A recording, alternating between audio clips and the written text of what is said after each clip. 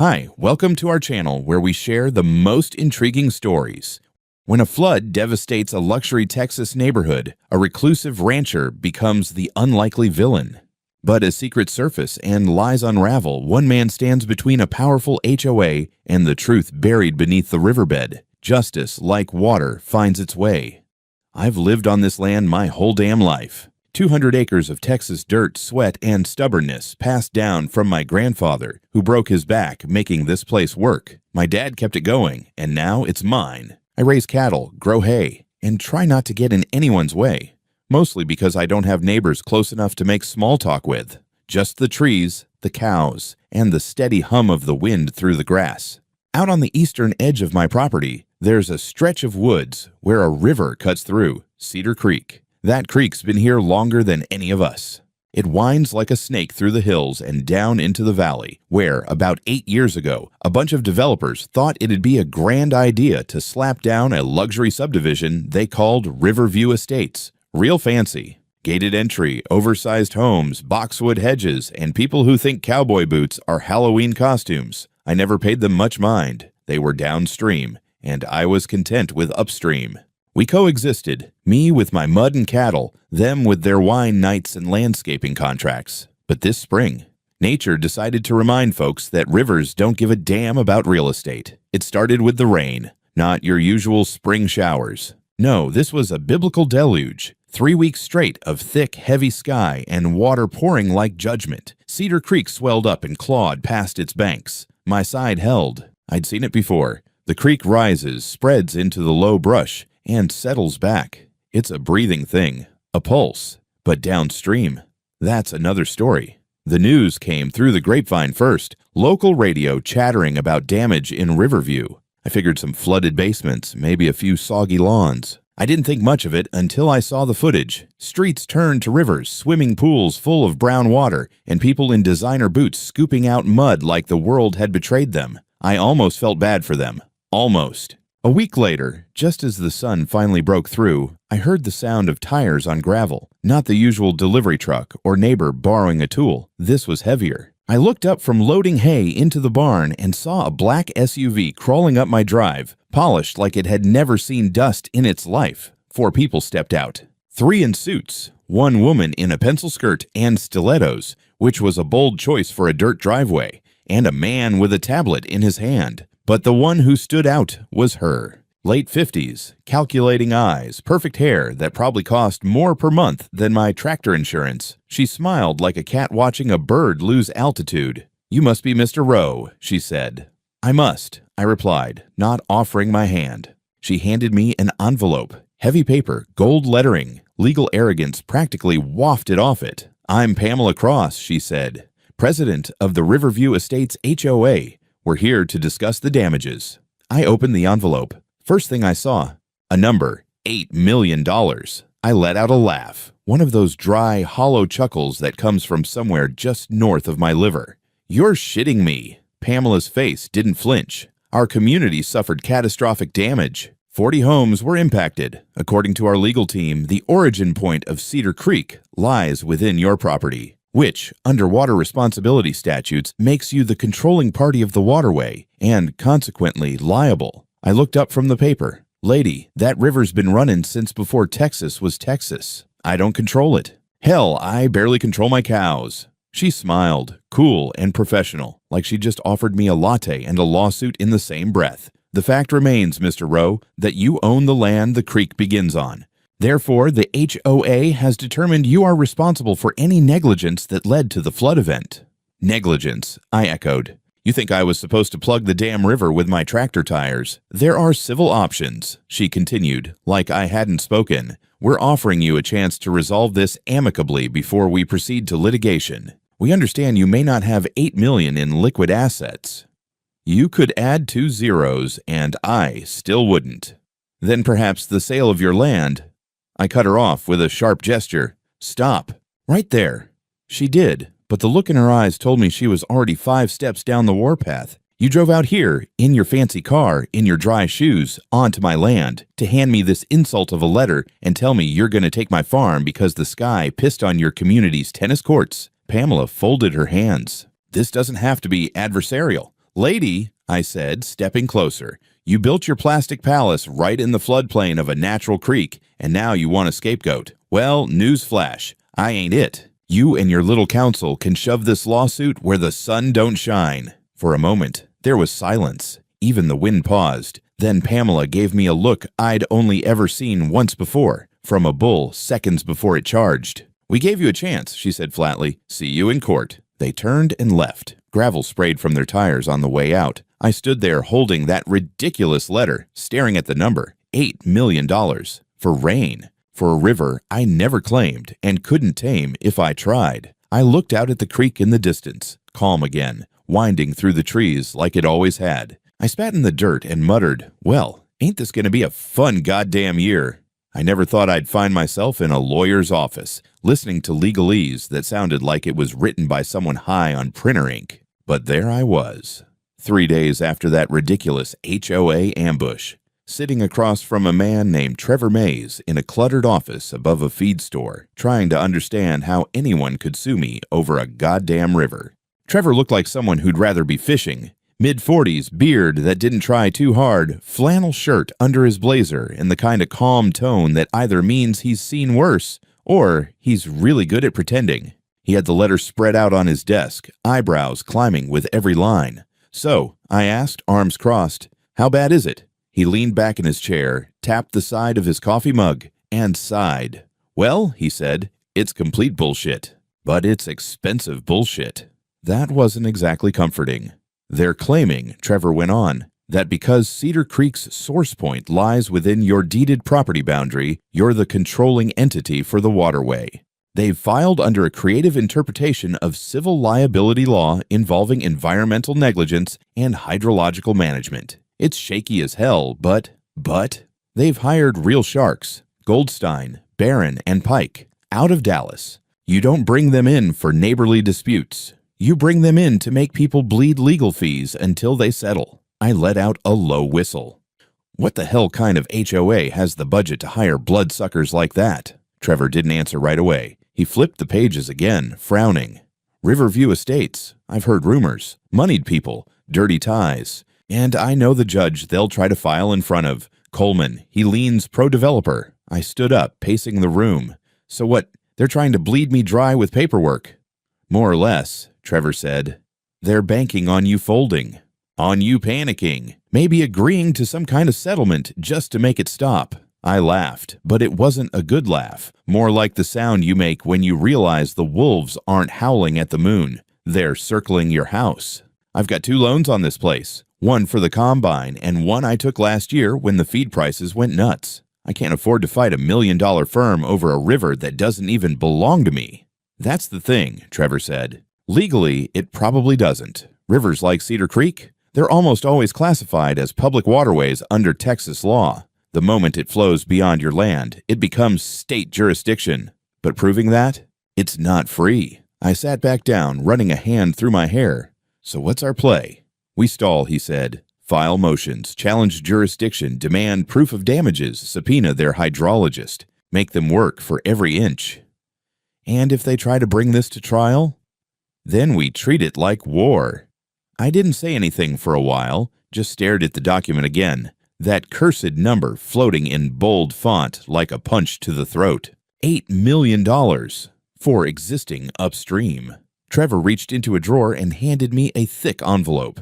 Here's a retainer agreement. You sign it, I'm your man. I won't sugarcoat it, Vincent. This is going to get messy. You're up against people who think the law is just another tool to take what they want. I took the pen, paused, then signed. Messy don't scare me. I'm a rancher. You ever try pulling a calf out of a britch berth in freezing rain? He chuckled. Fair point. By the time I got home, the news had already made its way to the local paper. Headline read, Local farmer sued for $8 million in flood dispute.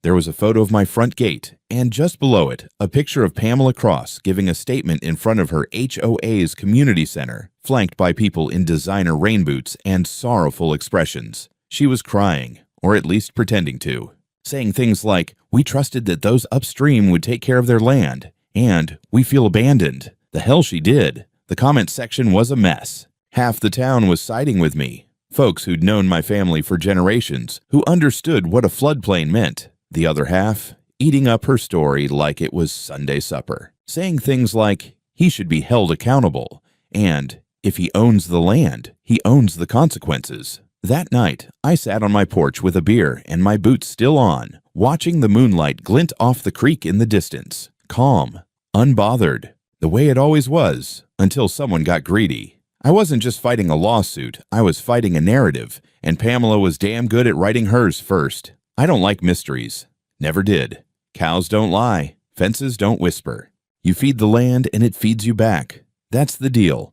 But this lawsuit, it smelled wrong, like something rotting under fresh paint. After that ridiculous HOA press parade and the first round of legal posturing, I couldn't shake the feeling there was more to this than just spoiled rich folks pointing fingers. It wasn't just greed, it was strategy. Pamela Cross hadn't come after me because I was guilty. She came after me because I was useful, so I did something I never thought I'd have to do. I started digging. Not in the dirt, in the records. I drove 2 hours to the county archives in Denton. The clerk, a guy with a thinning ponytail and a name tag that said Doug, didn't ask many questions. Just pointed me toward a terminal and muttered something about scanned plats and building permits. I typed in Riverview Estates and started reading.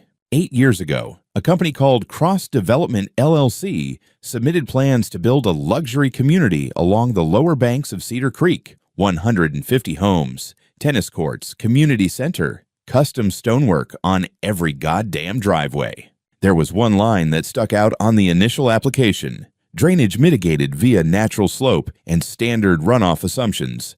Natural slope. That was code for, we're building in a flood zone and hoping no one notices until after closing day. I looked deeper. There had been an early environmental survey, one that clearly stated in dry bureaucratic language that the proposed site lay within a known floodplain.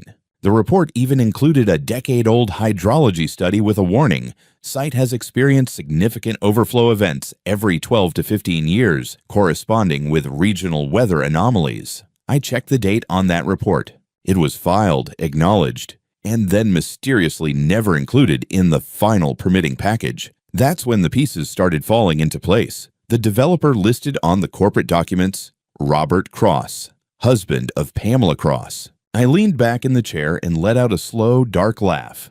Of course, she wasn't coming after me because I had any real liability. She was trying to create it, to manufacture a villain upstream who could take the fall for what was essentially their own architectural Russian roulette. I printed out everything I could get my hands on: application forms, permit histories, the missing flood report, even the goddamn promotional flyer that showed happy families standing 10 feet from a creek that history said would one day swallow their begonias. On the drive back, my phone buzzed. It was Trevor. Bad news, he said.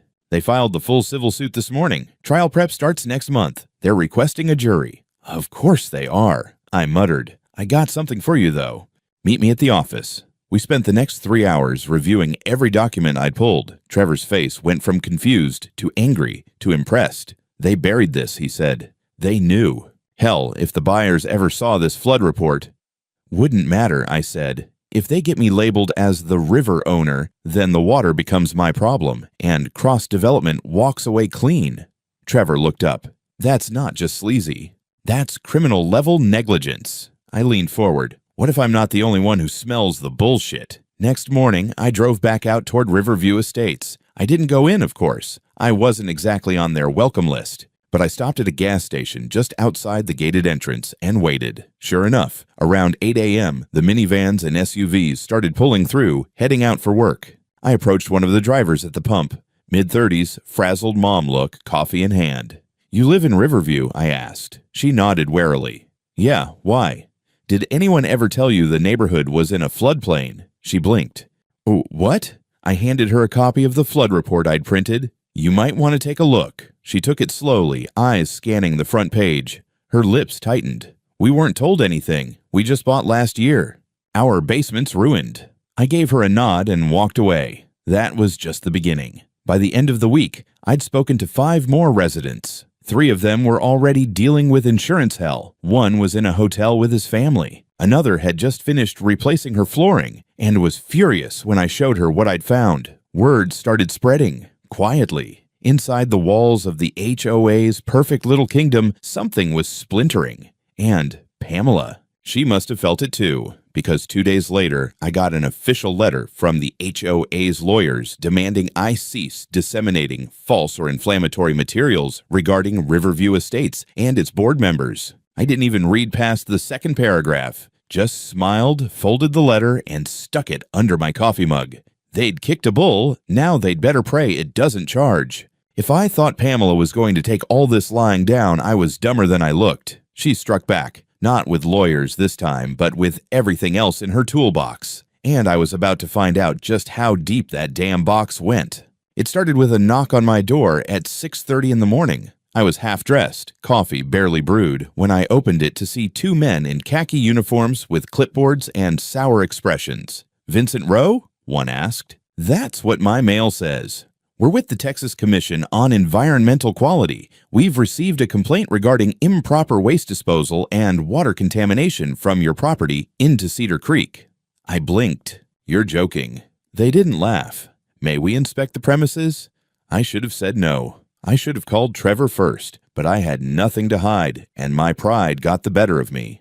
"Fine, knock yourselves out. Watch your boots, though. Cows ain't exactly house-trained." They spent the next 2 hours poking around like raccoons in a trash pile, took water samples from the creek, scraped muck from my cattle pen, and asked questions that made it sound like I was operating a meth lab in the barn. By the time they left, they hadn't found a damn thing. One of them even mumbled that my runoff management was surprisingly clean. But that didn't matter. The report alone would be enough to raise flags with the county, enough to waste my time, drain my energy, keep me chasing ghosts. It didn't stop there. The next week, I got a call from my equipment lender, a new rep, aggressive tone. "Mr. Rowe, we've received a notice requesting review of your collateral structure, and there's concern regarding legal exposure due to an ongoing civil case. We may have to accelerate your payment schedule or seek new assurances."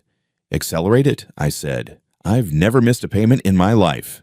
"I understand," the guy said, "but if there's potential property seizure involved." "There isn't." "That's bullshit, and you know it." "Sir, I'm just reading the file." I hung up on him before I said something I'd regret. Later, Trevor confirmed it. Someone had bought up a portion of my outstanding note. Legally, they could agitate for stricter terms. It was a classic pressure tactic. "I'll bet my truck it was cross-development," Trevor said. "Or someone tied to them. She's trying to squeeze you financially, force you to either sell out or go under." It kept coming. My mailbox was suddenly full of notices, health inspections, anonymous complaints, zoning violations that had never existed until now. I spent more time filling out responses and showing up to useless hearings than tending to my fields. And then came the story. A piece ran in the Dallas Morning Dispatch titled, "When the River Rises, Who Pays the Price?" It was a fluff piece, but dangerous. Full of emotional quotes from Riverview residents, drone photos of the flooded community, slow piano soundtrack playing in your head as you read. It framed the situation like this tragic act of God, and one stubborn farmer refusing to take responsibility. They didn't name me outright, but they didn't have to. They quoted HOA officials who said things like, "Certain upstream landowners have refused to even speak with us, and while our community suffers, we've been met with silence." Silence, my ass. I was in the middle of a legal cage match while these bastards played PR poker. I slammed the paper down and grabbed my phone. I called a local guy, Jordan, young freelance reporter who used to cover the rodeo circuit before papers started dying. I knew he had a good nose for lies and a healthy disrespect for wealthy assholes. "Jordan," I said, "you want the real story?" "You finally ready to talk?" he said. "I've been waiting." "Better," I told him. "I'm ready to show you something."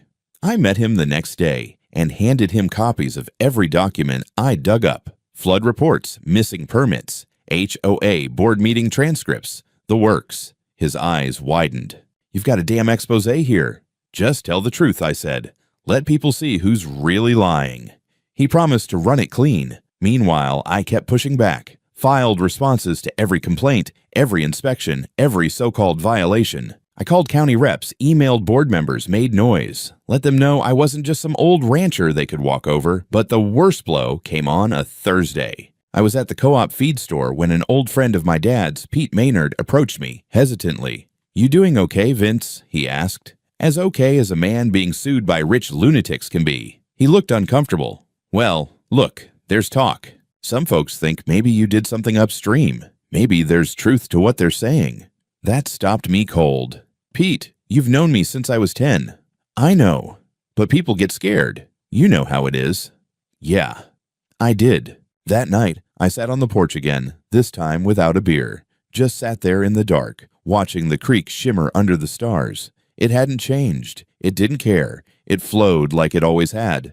But the world around it, that was starting to turn. Pamela wasn't just trying to take my land. She was trying to turn me into a villain. And it was starting to work. If there's one thing I've learned from decades of ranching, it's that fences don't build themselves. And neither does justice. You want something to stand, you dig the posts deep and brace for wind. I was done playing defense. If Pamela wanted a fight, she was going to get one. But this time, I'd be the one writing the rules. Trevor and I regrouped. We brought in a hydrologist from Austin, sharp guy named Dr. Jules Mercer. Wore bolo ties and had the voice of a preacher, but he knew water law better than the people who wrote it. Within an hour of walking the creek behind my barn, he was shaking his head and muttering, "This is textbook. Natural water course, non-navigable at source, fully public by state statute within the first 500 feet. Translation, it wasn't mine. Never was. The law didn't recognize rivers as private property unless they were man-made or fully enclosed, and Cedar Creek was as wild as the day was long.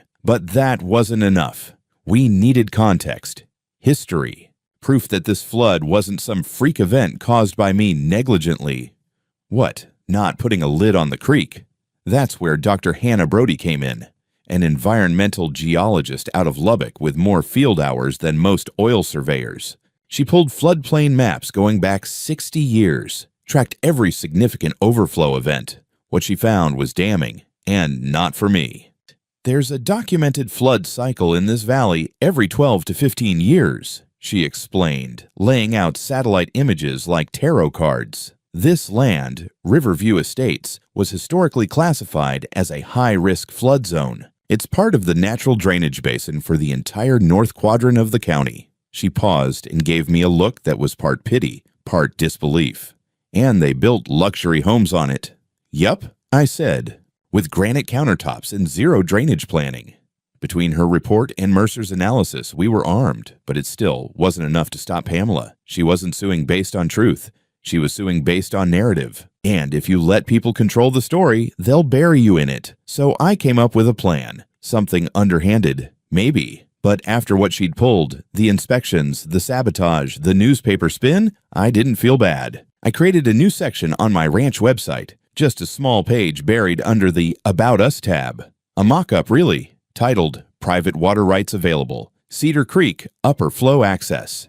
It read like a legal pitch to investors. Talked about controlling upstream flow, regulating recreational access, potential long-term monetization, all carefully worded, carefully baited. Then I dropped breadcrumbs, a few burner accounts in local forums, a quiet email sent to a known HOA lawyer I suspected was on Pamela's team pretending to be a concerned local, asking if the upstream rights were legit. I waited. 3 days later, I got a call. Number blocked. "Mr. Rowe, I represent a party interested in acquiring limited-use water rights from your upstream parcels. We'd like to know if you're open to negotiation." I played dumb. Didn't know you could sell water that isn't yours. Well, the man chuckled. Some would say if it begins on your land, that gives you a certain authority, especially if there's historical precedent or implied access. Interesting, I said. Would you mind putting that in writing? He hesitated. Are you recording this call? Buddy, I said, I'm a rancher. I still use a landline. He emailed me the next morning. Trevor nearly choked when he read it.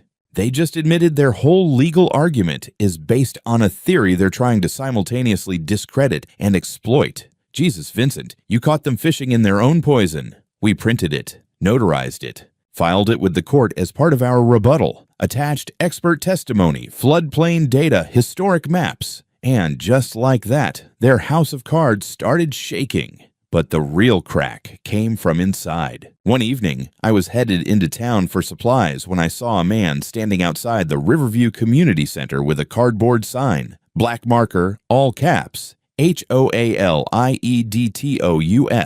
I pulled over. His name was Dave Linwood, early 50s, ex-Navy, bought into Riverview 5 years ago. "I just want people to know," he said, voice tight with frustration. "We were never told about the floodplain. My daughter almost drowned in that goddamn basement." Now they're blaming you? He wasn't the only one. Within days, I started hearing from others, couples, retirees, young families, all realizing they'd been sold a dream built on soggy ground. Some of them still believed Pamela. Others were furious. One woman, Dana, a single mom with 2 kids and a ruined minivan, broke down in tears when I showed her the original floodplain maps. She wasn't angry at me. She was angry for me. "This is scapegoating," she whispered. They knew. They all knew. I wasn't alone anymore. The wind was shifting. And Pamela, she was about to find out what happens when the people you think you control decide to look behind the curtain. By the time September rolled in, the air got sharper, and so did I. The days of playing the dumb country bumpkin were over. I wasn't just defending myself anymore. I was building a case, brick by brick, the same way my grandfather had built this house, with calloused hands and no shortcuts. The town wasn't whispering about me the way it used to. Something had shifted. People who'd looked at me sideways in the feed store were now offering quiet nods. A few even stopped to say, "You hanging in there?" One woman handed me a pie. Pecan. No note. Just a silent "we got your back" in crust form. Jordan, the freelance journalist I'd tipped off, published his piece. And Lord, did it hit like a hammer. Front page of the Denton Weekly, syndicated to 3 other small papers in the state. Headline: "Flooded with Lies. How a Luxury HOA Built on a Floodplain Found Its Fall Guy." He didn't hold back. Quoted the flood reports, the buried environmental warnings, the coincidental omission of risk assessments in real estate disclosures. Called out cross-development by name. Even included a section titled "The Farmer and the Fallacy," where he walked readers through Pamela's ridiculous claim that I owned the river like it was a goddamn private well. Pamela didn't respond publicly, but behind the scenes, she was scrambling. Residents started demanding emergency HOA meetings. Word was there was shouting, accusations. One guy posted a blurry photo on Facebook showing Pamela walking out of the clubhouse with red eyes and a stiff jaw, her usual icy control cracking under pressure. I heard, through Dana, who'd become an unofficial informant, that Pamela tried to silence internal dissent by invoking non-disclosure clauses in their HOA charters,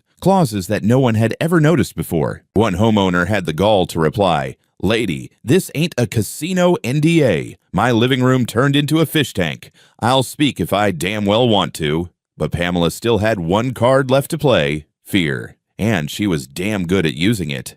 3 homeowners who'd been talking to me suddenly went silent. One sent me a message. "Sorry, got a warning letter from the HOA. Said I'm in violation of decorum standards, whatever that means." Trevor laughed when I showed him.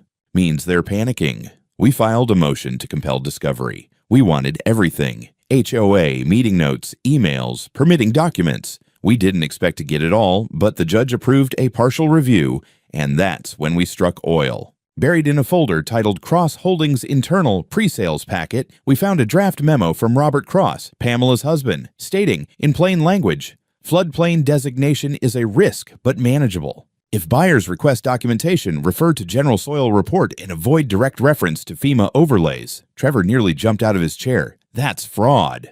That's intentional. Think Pamela knew. He looked at me like I'd grown a second head. She wrote the memo's legal disclaimer. Her name's in the goddamn footer. We'd crossed the line from negligence to something meaner.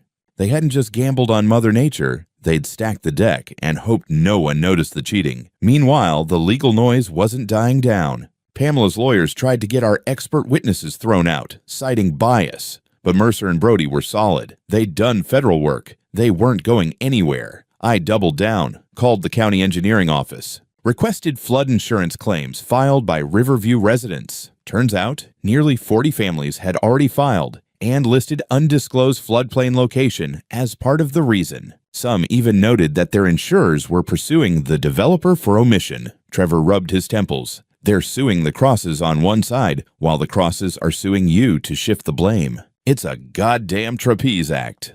And it's falling apart. The final nail came from someone unexpected. A former construction supervisor named Joe Logan reached out, said he worked on the Riverview project in its early days and had been let go when he raised too many questions about drainage systems. I told him straight up, he said when we met, that you don't build slab homes in a runoff basin without a proper levee or culvert system. They told me to shut up and stick to pouring concrete. Joe had records, internal reports, emails, even pictures of the original site. Before it was flattened and landscaped into suburbia, we added it all to the file. By the end of the month, Trevor had a binder thick enough to stop a bullet. We scheduled a pre-trial hearing, and our case was airtight. But Pamela wasn't done. She requested a private meeting, said she wanted to avoid dragging this through the mud. Her words. I met her at a lawyer's office in town. Neutral ground. She looked tired, but not beaten. Still had that coiled venom behind the eyes. You're not going to win what you think, she said, arms folded. Even if the lawsuit is dropped, the damage is done. You think a man like you can survive a legal battle like this? The reputational cost alone. I cut her off. You buried a flood report, sold a false promise, and now you're mad the river finally came to collect. She leaned in, voice low. You don't know what we're really protecting here. I stared at her. Lady, all I see is a house of cards, and the wind's picking up. She stood. Then I'll see you in court. And just like that, it was official. The next time we met wouldn't be behind closed doors. It would be in front of a judge. The morning of the trial, the air was still. Not quiet. Still. Like the land itself was holding its breath. I'd stood in courtrooms before. Traffic tickets, zoning nonsense. But never like this. Never with $8 million hanging over my head like a damn guillotine. Trevor looked sharp. New jacket, pressed shirt, zero smile. He told me once, the scarier I look, the fewer interruptions I get. Worked like a charm. Pamela showed up late. Not dramatically so, but enough to make people look. Tailored suit, calm face, not a hair out of place. But I could see it. A twitch at the corner of her mouth, a tightness in her jaw. She knew this wasn't going to be easy anymore. Judge Hollander was a straight shooter, old school Texan, no tolerance for grandstanding. He opened proceedings with a reminder. We're here to determine liability based on fact and law, not on feelings or fancy talk. I almost smiled. The HOA's lawyers went first. They made their pitch. Mr. Rowe owns the headwaters of Cedar Creek, failed to manage its risk, and is therefore financially responsible for the damage done downstream. They had diagrams, quotes from hydrology textbooks, and photos of the flood damage in Riverview. All very polished, all very dramatic, but not true. When it was our turn, Trevor stepped up like a preacher with gospel in his briefcase. He started simple. Cedar Creek is a naturally occurring, non-navigable waterway under Texas law. It is classified as public domain once it crosses private property lines. Mr. Rowe cannot control, redirect, or be held liable for it, legally or physically. Then he brought in Mercer. The man didn't flinch under cross. Laid out the case like a river map. The flooding was not caused by anything upstream. It was caused by the natural flow of water into an improperly developed floodplain with zero effective mitigation infrastructure. Next came Dr. Brody. She spoke with the calm of someone who'd seen dozens of towns make the same mistakes. Building in a documented flood basin without engineered drainage or disclosure is reckless. No amount of landscaping or homeowner blame can change hydrology. Then Trevor lowered the boom. He showed the jury the Cross Holdings memo, read it aloud. The courtroom went silent when Pamela's name was read as the author of the risk disclaimer. And then, for the killing blow, he brought up Joe Logan, the former construction supervisor. When Joe took the stand and testified that the drainage plans were intentionally ignored to cut costs, the jury leaned in. But Pamela, she stayed still. Too still. At the lunch break, something unexpected happened. I was walking back toward the courthouse when a man in a gray suit intercepted me outside the steps. Late 40s, clean cut, nervous eyes. Mr. Rowe, he said, low and fast. I represent a private party with interest in a quick resolution to this dispute. They're willing to offer an off-record settlement to make this disappear. No admission of guilt. Cash settlement. You walk away with your farm intact. I stared at him. Let me guess. Private party wears pearls and files lawsuits on HOA letterhead? He hesitated. Let's not be adversarial. Oh, I passed that exit a long time ago. Then came the twist. She also asked me to remind you, he said carefully, that you wouldn't want the county reassessing certain structures on your property. You've had some informal outbuildings added in recent years, haven't you? I froze. They'd been snooping, trying to use the fact that I'd added a new equipment shed without full permitting as leverage. Technically a code violation, one that could bring fines, maybe even hold up my insurance. Pamela's final card, blackmail. I stepped closer. Tell your boss she should have built her house on stone, not sand. And if she wants to play dirty, she better dig deeper. Back in court, Trevor caught the vibe immediately. What happened? Pamela tried to blackmail me through a proxy. He stared. You serious? She's desperate. When the session resumed, Pamela took the stand. Trevor was surgical. Mrs. Cross, were you aware of the floodplain classification of the development site prior to construction? She hesitated. I was given a number of environmental reports. Yes or no, please. Yes. And were you involved in the legal structuring of Cross Holdings homeowner purchase agreements? I reviewed some documents. Yes. He showed her the memo. Did you write this? A long silence. Yes. Did you inform buyers of this risk? They were informed that the area met residential standards under local code, which you helped write, correct? Yes. That was it. The moment. The whole room felt it, like the dam had cracked. Trevor ended with one sentence. You didn't just sue an innocent man, you tried to bury your own mess under his barn. The judge recessed for deliberation. An hour later, the gavel dropped. Case dismissed with prejudice. Pamela's lawsuit, dead. Trevor stood up, shook my hand, and said, Told you, messy don't scare us. But it wasn't over. Not yet. The next morning, I slept in. First time in months. No subpoenas, no inspectors, no fake water rights buyers sniffing around like vultures. Just me, the breeze, and the slow rustle of cedar branches dancing over my porch. The lawsuit was gone, dismissed, buried, legally dead, and cremated. But victory doesn't taste like fireworks. It tastes like silence. And coffee that doesn't go cold because you're on the phone with lawyers all day. Trevor stopped by before noon with a bottle of whiskey and a letter in hand. This, he said, dropping the envelope on my kitchen table, is your cherry on top. It was the judge's final ruling on our countersuit. Pamela and the Riverview HOA were ordered to pay $180,000 for defamation, malicious prosecution, and reputational harm, not just the HOA. Pamela personally. Trevor grinned. Turns out judges don't like being used to launder real estate fraud. I didn't celebrate right away. Maybe part of me was still bracing for one more sneak attack, one more drone photo, one more rigged inspection, but it didn't come. Instead, I got a different kind of visit. Dana and Dave, two of the Riverview residents I'd spoken to, stopped by the ranch with a group of others. A few had kids in tow. One brought a homemade casserole. I wasn't sure if they were here to say thank you or sorry. Turned out it was both. Dana shook my hand, eyes serious. We've filed a formal petition to remove Pamela as HOA president. Majority signed already, Dave added, and we're joining the class action suit against Cross Development. You were right all along.